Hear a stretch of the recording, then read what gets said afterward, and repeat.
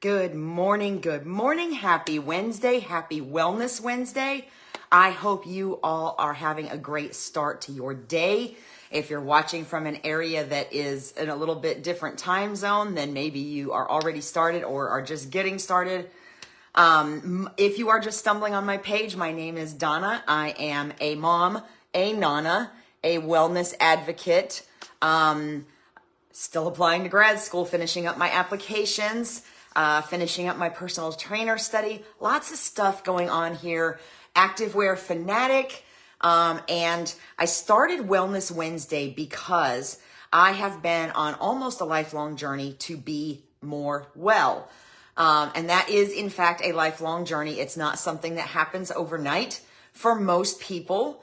And I find it very helpful to share things with others and for others to share things with me.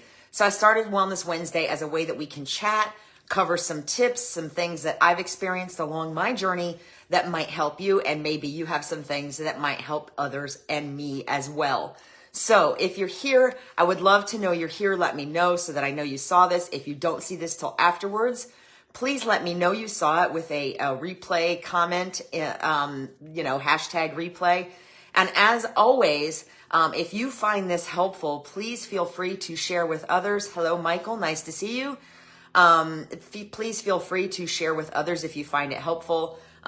Message me, ask questions about anything I talked about. One of the things with Wellness Wednesday is I do like to keep it politic free and no negativity. Now, some of the topics we talk about can be perceived as a little bit negative, but we try to take those things and we try to find the positive in them. So no negativity, no politics. Love your input. If you have questions, ask. Sometimes Facebook doesn't show me all the things. So if I don't answer you while I'm on live, then it's just because I didn't see it, and I will answer you after I do. Hello, Miss Carla. Nice to see you. So last week we talked about prioritizing self-care. That was still kind of a result, things I was thinking about as I was recovering from being sick, and how maybe I may have contributed to getting myself to sick, because it's not my favorite thing and I don't do it often, but when I do it big. So as I was thinking about self-care, one of the things I really didn't dig into in the self-care discussion last week was personal development. And I believe that is an important part of self-care, but personal development is something that you really only seek if you have a growth mindset. I've actually been seeking, the first time I can actually remember, and you'll find this funny, seeking personal development, and I think there's something flying around in my house because I can see it in the screen. The first time I can remember seeking any kind of personal development was as a teenager, a very young teenager, 13, 14 years old, not having a lot of friends in school and actually being bullied a fair amount. We didn't call it bullying back then. We called it picked on. Whatever you want to call it, it was probably a little less harsh than it is in this day and age because the responses are different and there's more avenues for people to bully. But I wanted to know why people didn't like me, and why they made fun of me. So I started reading magazines. I was at that age where I was reading those, what we call tween or preteen magazines, and quizzes about personality and things like that. So at a very early age, I thought that there might have been things that I could change about myself if I didn't like them. And yes, the catalyst was that others didn't like me, and that's not necessarily something we would want to do now as an adult, but it started the journey is the point. And I've been on that journey ever since, but the reasons for that journey has changed, where I have gone from trying to change myself or dig into myself or find the things that are wrong with myself to fix them.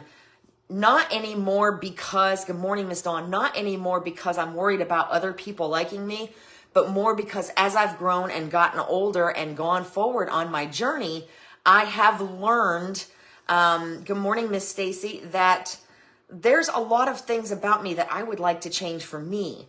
And I have been on I want to be a better person. I want to have better relationships.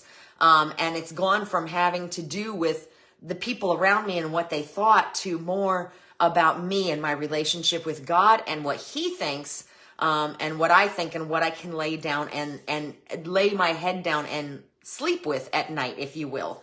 So I do think that in order to seek personal development, you kind of have to have a growth mindset. And that was something that took a long time to cultivate, or at least recognize that your current mindset might not be helping you.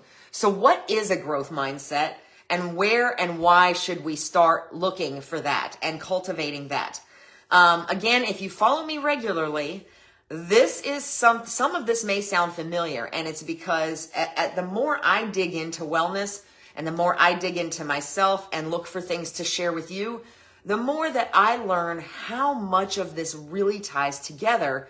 And if we hear it enough, some of the same concepts enough, we may at some point reach a point where we're ready to hear it, and it's ready to click, and we might just start to believe that we can change or do anything we really want to. Good morning, Denise. So what does having a growth mindset even mean? Growth mindset versus fixed. Woo! It's going to be fun making words this morning, isn't it? Growth mindset versus fixed mindset really boils down to how we view setbacks and difficulties, kind of a victim versus victor mentality. So a victor focuses on solutions rather than problems, where a victim or someone with a victim mentality focuses more on the problems and has a tendency more to wallow, if you will. Wallow is a fun word. And I like it because I have no problem admitting that on numerous occasions in my lifetime, I have spent my time wallowing in all the things that I thought were wrong versus looking for solutions and looking for the things that were right. I've talked about this when talking about gratitude, self-esteem, that inner critic. We talked about it then. So a growth versus fixed mentality. People with a growth mindset believe that their most basic abilities can be developed through dedication and hard work, which means where you're at isn't where you have to stay. Whatever that means, emotionally, mentally, physically, that brains and talent are just the starting point, and that hard work, education, things of that nature, trial and error, can develop that and make you better on all of the things. Whereas people with a fixed mindset have a tendency to view those same traits as basically stable and unchangeable over time. That they're that people that have more talent than we do, or more intellect than we do, that those are gifts that those people have that we don't, instead of something that we can change and work on and develop over time. So that's the basic difference. And it's very, very similar, very, very much aligns. I think victim versus victor mentality is about the same thing. If you have a victim mentality, you have a tendency to think that you have no control over anything that happens in your life, that you are the way you are, that you can't change that you can't improve upon that, and that the things that happen around you are completely out of your control, versus a victor mentality who, as I said, good morning, Miss Kayla, is looking for solutions instead of problems. And, well, this didn't work for me, so what can I do different to make it work the next time? So that's the bottom line for me on growth mindset versus fixed mindset. Nice to see you, Miss Kayla. So why should I bother? Why should I want to cultivate a growth mindset? Well, quite simply because the positive impacts of a growth mindset versus a fixed mindset are unlimited. The more that you believe that you can affect change in your own life or with the things going on around you, the more that you believe that you can grow and evolve, if you will, the more you can impact your life and others in a positive manner. Personal growth and development. You are likely to be more adaptable. You are likely to be more open-minded about things and opportunities that come your way, which means that there's a bigger likelihood that more doors are going to open for you. Why? Not because those doors aren't opening for you in a victim mindset, but because you are less likely to see those doors or walk through them when they open. When I had a victim mentality, and y'all, It is a lifelong journey. It takes constant practice. I still sometimes get in that space where I wallow and I moan and groan, but I recognize it faster and I'm able to get out of it faster because it gives me negative feelings that I don't like and don't want to have anymore, that I've lived with for a lot of my life. So really what it boils down to is not that those doors aren't necessarily opening for you already, but that if you have a growth mindset, you are more likely to see them. You are more likely to say yes to new opportunities.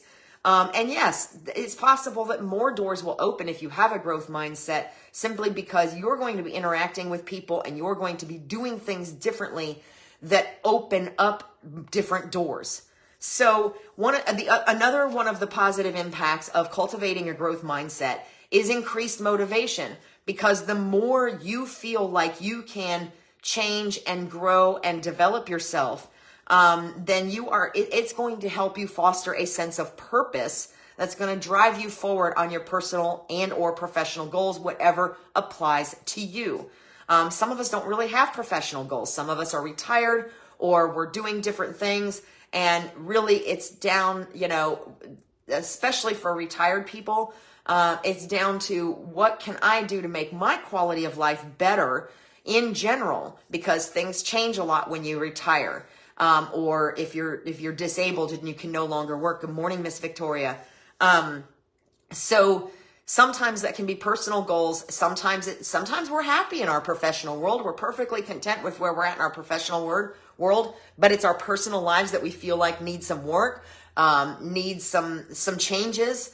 And so if you are fostering a growth mentality, it's going to increase your motivation towards those things, because you're going to kind of, like I said, evolve and become more adaptable and more open-minded, which again is going to open new doors. And if you see me glancing, the cardinals are going crazy outside and Mama Bird just flew up over here by the window. So I apologize if my eyeballs are all over the place.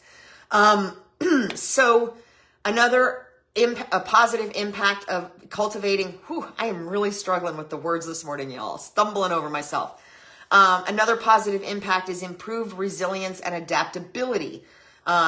If we have a growth mindset and we're looking for the good and we're looking for the lesson and we're looking for the gratitude, you've heard me talk about that before, then it is easier for us to adapt to setbacks and challenges, which increases our resilience and our ability to get through things when they're a little more difficult. Very, very simple example. This is very layman's terms, basic stuff. I had a friend years and years and years ago who lost their job. And when they lost their job, they were making $16 or $17 an hour. Now that person's mindset was they were applying for jobs, but they couldn't find a lot to apply to because they weren't willing to make anything less than what they left their previous job at. But they had been at their previous job for years. And at the time, $16 or $17 an hour was a lot of money. I mean, it is now, but at the time it was a big paycheck. It was a higher end of the salary range for the type of work that this person did. So it maybe wasn't really reasonable to expect that they would walk into another job making that same amount of money after losing the one they had. We all know that sometimes you have to, take a little bit of a pay cut to move forward if something like that happens. But when I say years ago, we're talking, almost 30 years ago. So great example. So my mentality, that person's mentality was, I won't work for anything less. But that person didn't have a job and repeatedly wasn't taking jobs because they weren't offering what that individual was making when they left their previous one. Whereas my mentality at the time was, some money is better than no money. So as you can see, two different mentalities there, which meant that somebody with a mentality like mine was more willing to take whatever job they could get their hands on to start moving forward. Whereas the other individual with the I'm not going to work for anything less sat for a very long time with no job and no income until they finally got frustrated and went, you know what? I need some money. And the job they ended up going to work at was a very low-level entry job, but it was something. And in the time that they did not have that mindset, their self-efficacy and their self-esteem was basically tanking because they were just sitting around doing nothing, getting frustrated because they couldn't find work when there was so much of it there. And it was really their own mental block that stopped it from happening. So while, yes, there's a lot of people that are worth, again, this was a very basic example. A lot of people are worth a lot more money than what they're making, but a growth mentality versus a fixed mentality means they're willing to go ahead and step out there, which opens chances that they are going to find other things, even if they're not doing what they want to do now, versus someone who is just not willing to do anything unless that perfect job at the perfect wage falls in their lap. So if that makes sense, that's what I'm talking about as far as improved resilience and adaptability. That was a very basic layman's terms explanation. Another benefit of cultivating a growth mentality is that it enhances your relationships. Just like personal development self-care can enhance your relationships like we talked about last time. A willingness to learn means you're more open to feedback. It means you're more open to constructive criticism. And it means you will become a better communicator, collaborator, and strengthen your connections with others. So some very big similarities there between what we talked about last week as far as how it can enhance your relationships if you are more open-minded and you are, what's the word I'm looking for? Just less likely to view things in a negative fashion. It's going to automatically, it's almost like a byproduct that it's going to improve your relationships and your connections, how you talk to people, which again can open more doors. Whatever that means for you personally or professionally, it has the ability to open more doors. So it's going to enhance your relationships. You're more likely to be open to meeting new people, listening to what they have to say, and finding new opportunities. So how do we cultivate this growth mindset? Well, that's something that can't necessarily be covered in 20 to 30 minutes, but I can give you some tips on getting started. And then, of course, I have a couple of links that I worked with for today's Wellness Wednesday. If you want those, message me, and I'm happy to share them with you. Ask questions, and of course, I'm always here to be your biggest cheerleader. So how do we cultivate the growth mindset? Well, first of all, it requires conscious effort. It has to be something we want to do, and it has to be something we seek. It's not just going to fall into our laps. I can remember when my daughter was much, much younger, she and her friends, and this is part of the mentality that comes with like just that age, I think, like 14, 15 years old. Well, if it's going to work out for me, it's going to come to me. I won't have to work for it. It's not really the case. Good morning, Miss Danielle. And, you know, but at 14 or 15, we kind of have to learn that on our own, right? That we have to ask questions and do things and take steps to make things happen and not just wait for those things to fall in our lap. Sometimes we don't learn that because, again, we have that fixed or victim mentality versus the growth or victor mentality. So how do we cultivate? Well, like I said, the first step to fixing a problem is admitting you have one. So understanding the differences, and we've already got that. We've got a basic grasp now on what the differences are between a growth mentality and a fixed mentality. The second thing would be to embrace learning. And I've talked about this before many, many times as well, along with a group of children that I was privileged to be able to speak to at a local skill building class. Embrace learning, whatever it is. If you don't know why the sky is blue and you want to know why the sky is blue, learn about it. Learn about yourself. Learn about what other people, find other people who have been on a similar journey. If they've written books, there's a lot of self-help books out there. I'm not necessarily referring to those, although I can tell you that I've read a couple that were very helpful for me at the times that I read them. There's also a lot of personal development books out there, books that other people have written who have been on similar journeys, and they have shared what they've learned. Just like we're sharing here, those are great books to read. You may find a lot of things in the book you choose that are just that mirror your journey. But you may find one or two things that you're like, oh my gosh, I never thought of that. Why did I never think of that? That's why sharing like this, or by writing a book, or for example, like the chapter I wrote in the Unstoppable 2 book, about fear and overcoming fear. Those are all things, if you can find somebody or you can find a book, if you go to like Amazon and search under personal development or entrepreneurship, there is all kinds of stuff out there. And I can recommend some books for you too. You don't necessarily have to be an entrepreneur or even in business, for these to be helpful to you, because so many of them really boil down to working on what's going on inside. So embrace learning, whatever that looks like for you, whether it looks like a self-help book, whether it looks like an entrepreneurial mindset book, whether it looks like reading the Bible, going back to college like I'm doing, any of those things, learning about something maybe you've always wanted to be a personal trainer. There's lots of avenues for you to flex that muscle and learn about that and get that certification. So if it's something you want to learn about it, if you want to learn how to knit, there's YouTube videos and instructionals all over the place. The internet is a kind of a double-edged sword, because there can be a lot of internet negativity that comes along with the access to the internet. But at the same time, it gives us so much more access than we've ever had before to so much information that can be helpful if we use it wisely. So embrace learning, whatever that means, whatever that looks like for you. If you want to start a garden and you need to learn what to plant when and where, learn about it. Embrace learning, whatever that means, because it can only make you better. Set goals that push beyond your comfort zone. Comfort zone's a subject that comes up a lot here. It is really easy to set daily goals that you know you can accomplish because you've done it 18 times before. And it might even make you feel good about yourself. But what's really going to make you feel good about yourself is setting goals, good morning, Miss Michelle, that you feel like you can reach, but maybe haven't tried to before. It pushes you a little bit outside of your comfort zone.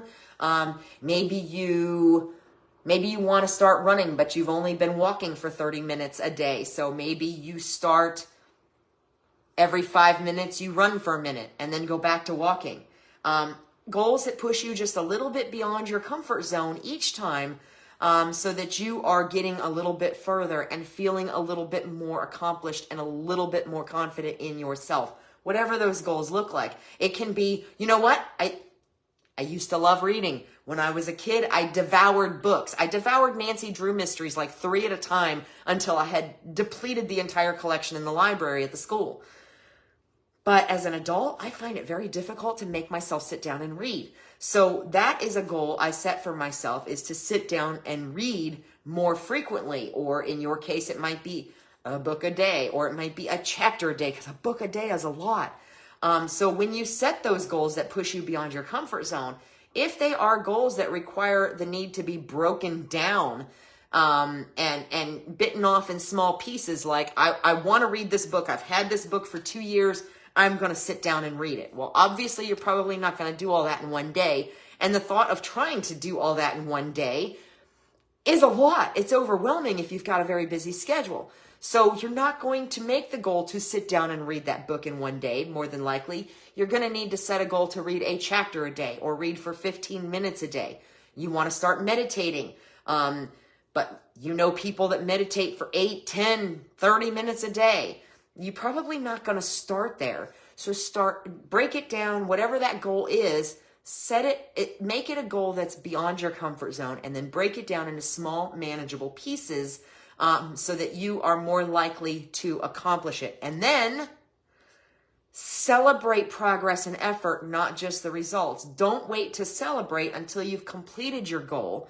If you've made huge steps towards your goal, or maybe you're getting to your goal, you're getting there faster than what you thought you would, or you got there faster than what you thought you would, or you have this huge goal, but you've been struggling to even take a step towards it. Celebrate taking a step towards it. It's okay to celebrate in the interim. You don't have to wait until the fireworks are going off at the end to celebrate and pat yourself on the back. If it's that book that you've wanted to read for 2 years and it's been sitting there on the coffee table staring at you and you haven't touched it, then if you make the time to sit down or listen to an Audible book, if you make that time, that's a great suggestion, Carla. But if you make that time to do that, to spend that time, 15 minutes, 30 minutes, a chapter, whatever that means, then it's okay to celebrate that you did that, because you're more likely to go, okay, let me do it again, okay? So again, very basic examples of what I'm talking about, but it helps to give you the idea. So celebrate the progress and effort, not just the result. And then embrace failure and resilience. I've said this before. I have to remind myself on a regular basis, setbacks do not mean that you are incapable, that you can't change, that you can't grow, or that you can't do it. Setbacks are opportunities to look and learn and evaluate, self-reflect, and figure out how you can do it better or how you can try again, okay? So embrace failure because it is a lesson and it teaches us, and that is truly the best way we grow. An example I've used several times and I'll probably use until the day I die is, as parents, we try to tell our children, oh, don't do this because I did this and this is what happened, this horrible thing happened to me, because we're trying to save them from making those same mistakes, right? However, how do they learn best? They learn best by making those mistakes, because that's how we learned best, by making those mistakes. So we can often tell them until we're blue in the face, but rare is the child that's just going to not do something because their parents said not to, because their parents said it might be a problem. So that's the same kind of mentality for us as adults. Failure is how we learn. It's okay to fail. As long as you don't wallow in it, or try to, or how do I want to say this? Try to push the blame of that failure everywhere else, but refusing to look at ourselves to see what we could do better or what we could change. Okay. So sometimes things just don't work out, but oftentimes it just depends on how we look at it. So the final way to cultivate the growth mindset that I'm going to share with you today is one that I've only learned in the past couple of years, and it's made a huge difference. Surround yourself with growth-oriented individuals. Another way to say this, and you've probably heard this quote, is if you are the smartest person in the room, you are in the wrong room. You should always be surrounded by people that you are learning from. It doesn't mean you can't teach them. You don't have to be the smartest person in the room to be teaching the people in the room. It means that if you have a growth mindset and you're surrounding yourself with people that have that same type of mindset, people that are a higher level than where you want to be, maybe more enlightened than you want to be, whatever the term is you want to use. If you're surrounding yourself with growth-oriented individuals, you are going to be able to teach them because they're going to be open to whatever you have to offer, and vice versa. You're going to learn from them because you're going to be open to what they have to offer. You simply can't spend time with people that are growth-oriented, that are motivated, that are entrepreneurs, six-figure earners, whatever the case may be, higher levels than you, maybe holding a position that you eventually want to hold. You can't spend an inordinate amount of time with those people without learning from them, without absorbing it. And that is only going to make you better. So surround yourself with growth-oriented individuals, people that have that growth mindset, no matter what direction of growth you're looking for. If you want to learn how to knit, surround yourself with people that know how. Ask questions. Spend time with them. Watch what they're doing. If you want to be an entrepreneur, you want to have a successful online business, spend time or follow people that have one. Ask them questions. Talk to them. Find out how they got started, how they handle certain situations that maybe make you fearful. So many opportunities there when you make sure you're not the smartest person in the room. So that's all I have for you today. Again, I'm happy to share a couple of links I have on cultivating your growth mindset that I used for this Wellness Wednesday. And remember, failures and setbacks are opportunities for growth and not necessarily indicators of our own limitations. If we view challenges as stepping stones rather than stumbling blocks, It fuels our motivation to push forward on whatever the thing is you want to push forward on. So if you found this helpful, please share. I hope you did. I hope you found some kernel of truth for yourself in this today. And I hope you all have a fabulous Wednesday. Again, if you find this helpful, please share. If you know, and one thing I like to remind everybody is if you know somebody that this could help, but you don't necessarily want to call them out by tagging them in the comments, I get it. But you can usually share my Wellness Wednesday through Messenger to a specific person if you know somebody that you think would benefit from this, if you don't want to just share it publicly or tag them in the comments. If you have tips on how to cultivate a growth mindset, please drop them in the comments if you haven't already. And again, thank you so much for watching. I really so enjoy sharing this time with you and look forward to seeing you next Wellness Wednesday. Have a fabulous day and be well. Bye.